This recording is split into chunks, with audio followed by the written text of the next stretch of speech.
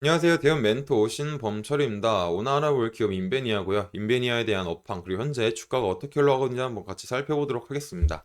일단 이제 인베니아에 대한 첫 시간이기 때문에 이런 사업 부분부터 같이 한번 살펴보자면 결국 이제 인베니아 같은 경우는 TFT-LCD나 OLED 등 이제 디스플레이 패널을 제조하는 장비를 이제 개발하고 생산하고 이제 판매하는 업체죠.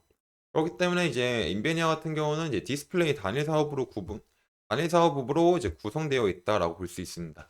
그리고 이제 인베니아 같은 경우는 이제 주력 제품 이런 드라이 에처가 있죠. 그리고 이런 드라이 에처 중심으로 이제 합착기, 이런 플라즈마 트리트먼트, AOI 등 사업을 진출하면서 사업 영역을 확장해 나가고 있다라고 볼 수 있습니다. 그리고 이제 인베니아에 대해서 이제 국내에서 주력 사업을 납품하고 있는 회사를 보게 되면 이제 삼성 디스플레이와 LG 디스플레이가 있죠. 그러다 보니까는 인베니아는 이런 장비주다 보니까 이런 전방 산업인 디스플레이에 대한 영향을 굉장히 많이 받는다는 특성이 있죠. 결국 이런 패널 제조 기업에 따라 설비 투자가 유동적으로 움직이기 때문에 이제 설비 투자가 디스플레이 전방 산업이 잘 돼가지고 설비 투자가 이제 대규모로 집중하게 되면은 인베니아 같은 장비주들 같은 경우는 이런 대규모 수주 계약을 통해서 매출액을 올릴 수 있는 특성이 있죠. 하지만 반대로 투자가 위축이 될 때는 장비에 대한 수주가 들어오지 않기 때문에 이제 매출액의 저하가 발생이 된다라고 볼 수 있습니다. 그렇기 때문에 인베니아 같은 장비주들은 제일 좋은 거는 디스플레이 전방 산업이 잘 풀려서 대규모 수주 계약을 받는 게 가장 베스트겠죠. 하지만 항상 좋을 수가 없는 상황이기 때문에 고객사를 여러 개 두는 것이 훨씬 더 좋은 선택이다라는 겁니다. 그럴 때는 인베니아 같은 경우는 이제 국내에서 주요 매출은 LG 디스플레이가 있지만 이제 많이 이제 중국에도 진출했었죠. 2010년 같은 경우는 이제 최초로 이제 BOE와 대만의 이제 AU로부터 이런 드라이 에처를 장비 수주를 해서 고객 다변화에 성공을 했었고 2016년에서는 이제 중국의 CSOT와 계약을 했고 2017년도에는 이제 HKC 그리고 또 BOE와 10.5세대 장비 계약을 체결함으로써 중화권에서도 고, 고객 다변화를 통해서 이제 많은 이제 다리를 놨다라고 볼 수 있습니다. 이제 물론 인베니아 같은 경우 이렇게 중국에도 진출을 했지만 코로나 시대에도 굉장히 피해를 봤었던 기업이기 때문에 이런 부분에 대해서는 우리가 다시 생각해 볼 수는 있겠죠. 하지만 뭐 이런 부분에 대해서는 제가 차차 다 설명해 드릴 테니까 다음 시간에 하도록 하고요. 그리고 이제 제일 중요한 거는 지금 2024년이 OLED 시대가 점점 도래하고 있다라는 거가 OLED 시대가 점점 도래하고 있다는 게 제일 중요하겠죠. 이제 아까 전에 말했듯이 인베니아 같은 장비주는 전방 산업이 조금 살아나야 된다라고 했잖아요. 그리고 특히 이제 24년 같은 경우는 이제 아이패드 물량이 1000만 대가 나오게 되면서 그 물량을 LG 디스플레이가 받았다. 그리고 그 LG 디스플레이가 받은 물량이 약 이제 600만 대로 60%의 비율을 차지하고 있죠.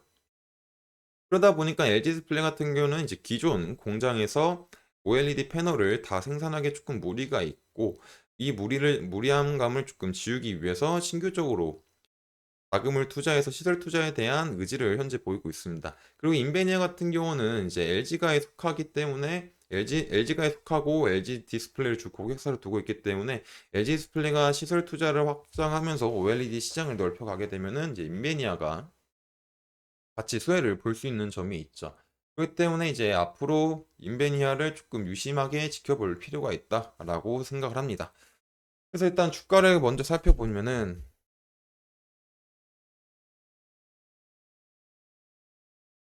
일단 뭐 주봉부터 살펴보게 되자면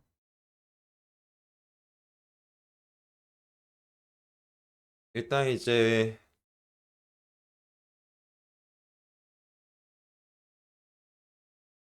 하락을 하고 다시 반등이 오고 다시 하락을 하다가 다시 반등이 왔고 다시 하락을 했죠.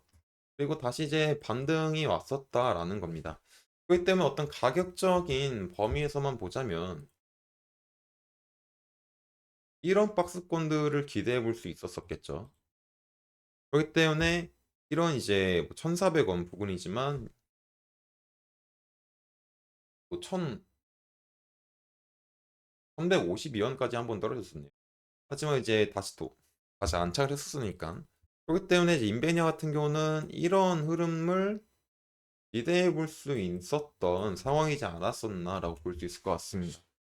하지만 이제 이런 1,400원 부근에서 반등이 오고 3,000원까지 왔지만 다시 이제 1,400원 부근까지 떨어졌고 다시 이런 부분에서 반등이 오나 했으나 이런 반등이 와주지 못하고 다시 재차 이렇게 1,400원 부근까지 떨어지고 최저점인 965원까지 떨어진 상황이다라는 겁니다. 그리고 현재 가격이 이런 1,181원에 위치해져 있고요. 그리고 그 상황에서 이평선들을 보게 되면은 이제 추세선이라고 불릴 수 있는 60평선이 이제 하방으로 향하고 있는 상황이다. 그리고 이제 20평선도 같이 이제 하방으로 향하고 있지만 단기 이평선들이 지금 이제 상방으로 돌아와 주면서 20평선의 기울기가 조금 완만해졌지만 아직까지는 이제 추세선이 60평선이 하락 중이니까는 이제 추세 자체가 뭐 좋다라고 볼 수는 없을 것 같아요. 그리고 이제 어느 정도 거래량이 나와주면서 이런 1,500원을 돌파 시도하나 했으나 다시 1,500원 넘지 못하고 눌렸기 때문에 이런 1,500원 부근들이 현재는 저항대로 작용한다. 이제 짧게는 1,250원 부근들도 저항대로 작용하겠죠. 그래서 지금 당장 주봉상에서는 어떤 좋은 상황은 아니다라는 거죠.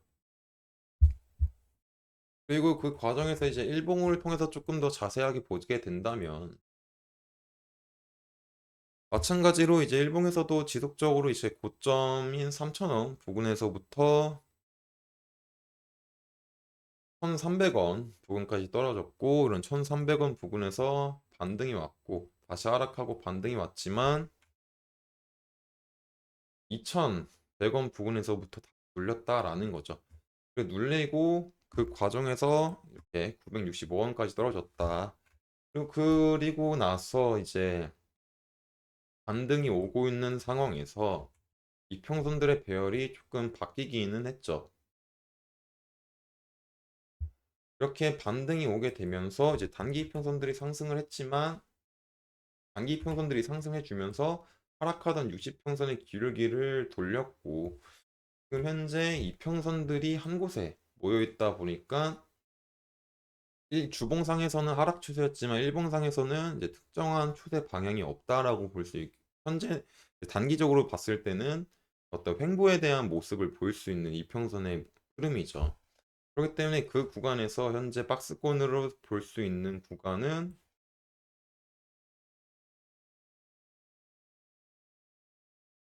1,100원부터 이런 이제 길게 보면 한 1,300원 정도 되겠네요. 그렇기 때문에 이제 이런 이 가격대 안에서 이제 놓을 수 있는 흐름이 나오지 않을까.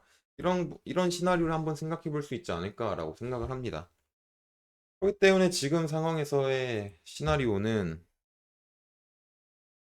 현재 60평선이 완만해져 있고 그 60평선과 이런 지지 구간이 겹쳐져 있기 때문에 여기서 반등이 오고 다시 이런 1,300원 부근까지 한번 올 수 있는 시나리오도 한번 생각해 볼 수 있고 그리고 이제 만약에 이렇게 온다고 해서 하더라도 일단 여기 이런 매물대들이 있다 보니까는 다시 눌릴 수도 있는 시나리오가 만들어질 수도 있겠죠. 그러다가 이제 그래도 만약에 이렇게 크게 눌려주지 않는다면은 이제 이평선들이 점점 풀리게 되면서 단기적인 상승 추세가 만들어질 수도 있다라는 겁니다. 하지만 반대로 이런 1,100원 부분들을 지켜주지 못하고 이탈을 했을 때는 조금 이제 다시 한번 생각해 볼 필요가 있겠죠. 그렇기 때문에 이제 인베니아 같은 경우는 어떤 차트의 흐름으로서는 지금 이것만 보시더라도 거래량이 튀면서 올라왔다가